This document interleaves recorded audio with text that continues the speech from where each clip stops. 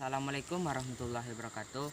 Perkenalkan, nama saya Syarif Hidayat, NIM 180873336, mata kuliah kondisi fisik.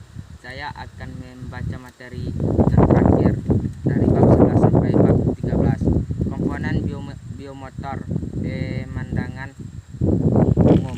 Hampir semua gerakan fisik menggabungkan sampai batas tertentu unsur-unsur kekuatan, kecepatan, durasi, kompleksitas, dan serangkaian gerakan. Orang mungkin membedakan aspek motorik individu serta komponen fisiologis seperti kekuatan, kecepatan, daya tahan, dan koordinasi dari sudut pandang pelatihan. Kemungkinan akan lebih tertarik dalam penyempurnaan atlet melalui komponen fisiologis, biasa disebut komponen biomotor, bukan dalam penyempurnaan keterampilan. Kemampuan biomotor yang ada fondasi penyebab sebagai dasar genetik atau kemampuan yang diwarisi. Setiap latihan memiliki kemampuan dominan dan ketika beban dimaksimalkan itu disebut latihan kekuatan. Saat diberi latihan kecepatan dan frekuensi tinggi, dimaksimalkan itu disebut latihan kecepatan. Di antara kekuatan, kecepatan, dan daya tahan, ada hubungan metodis yang tinggi pentingnya. Tahap awal keterlibatan di dalam pelatihan. Semua kemampuan harus dikembangkan untuk membangun dasar yang kuat untuk pelatihan khusus. Kontribusi kemampuan biomotor terhadap pencapaian kinerja tinggi adalah ditentukan oleh dua faktor.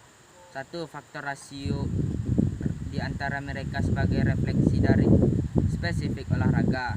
Dua, dengan tingkat perkembangan setiap kemampuan sesuai dengan tingkat partisipasinya dalam performa olahraga.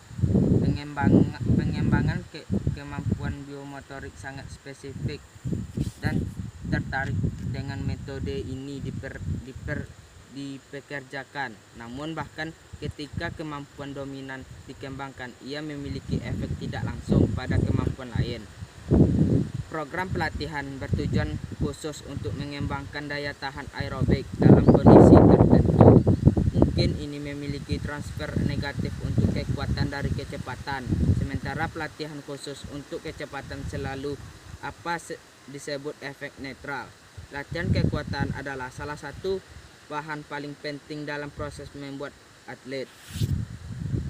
Menurut Zayorsky tahun 1965 mengungkapkan bahwa besarnya kekuatan adalah tiga faktor. Satu, faktor koordinasi intermuskular atau interaksi berbagai kelompok otot selama kinerja. Teknik relaksasi tampaknya mengarah pada peningkatan pada pajangan kontraksi otot. 2. Koordinasi intramuskuler. Menurut Baroga 1978, jika selama lengan meringkuk otot bicep meliputi output gaya maksimum 25 kg, stimulasi listrik dari otot yang sama mengakibatkan peningkatan otot.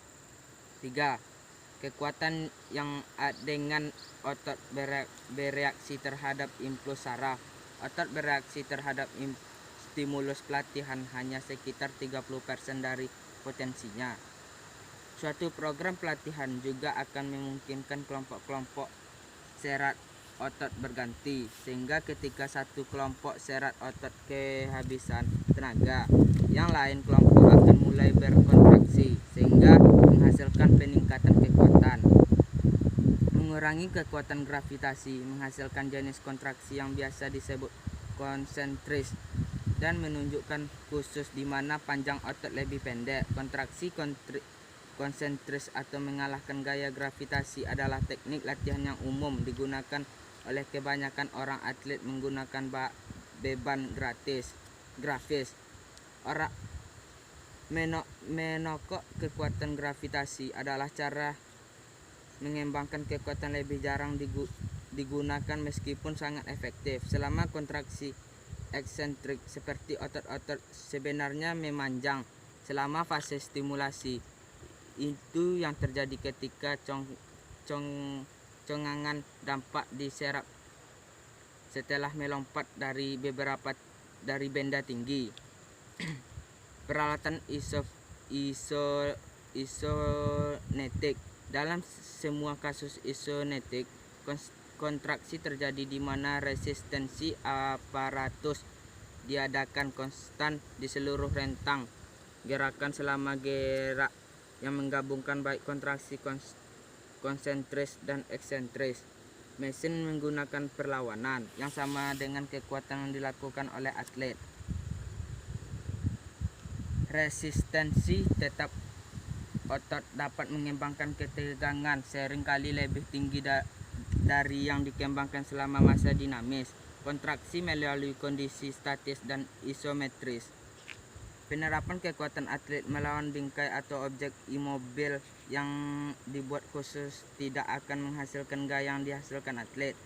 Membuat otot pengembangan ketegangan tinggi tanpa mengubah panjangnya. Faktor-faktor mempengaruhi kinerja kekuatan tampil kekuatan maksimal tergantung pada tiga faktor utama. 1. Potensi otot adalah jumlah kekuatan yang digunakan oleh semua otot terlibat dalam suatu gerakan. 2. Pemanfaatan potensi otot. Ini mengacu pada kemampuan untuk memanfaatkan secara serentak banyak serat otot, baik pusat maupun perifer. 3. Teknik otot. Melalui pelatihan khusus yang bertujuan untuk meningkatkan pemanfaatan potensi otot. Teknik yang digunakan sebagai perantara dapat berfungsi untuk meningkatkan kemampuan atlet untuk mengangkat beban 80% dari potensi maksimal. Sekian dari saya. Apabila ada salah kata, saya mohon maaf. Assalamualaikum warahmatullahi wabarakatuh.